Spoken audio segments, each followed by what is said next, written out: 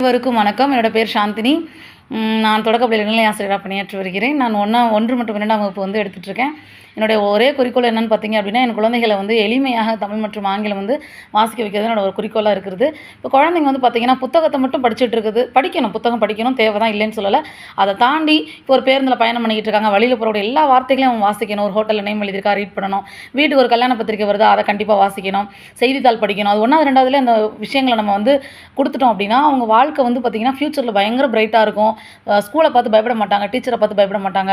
ஒரு மகிழ்ச்சியான கற்றலுக்கு இது வழிவகுக்குன்னு நான் நினைக்கிறேன். ஸோ புக்கோட ரிலேட்டடாக நிறையா விஷயங்கள் எவ்வளவோ கொட்டி கிடக்கு இந்த உலகத்தில். அதை குழந்தைங்களுக்கு நம்ம கொடுக்கணும். இப்போ பார்த்துட்டு இருக்க அந்த பிக்சர் கூட பார்த்தீங்கன்னா, அந்த அணில் பிக்சர் இருக்குது பார்த்தீங்களா, அது கூட நான் வரைஞ்சது தான்.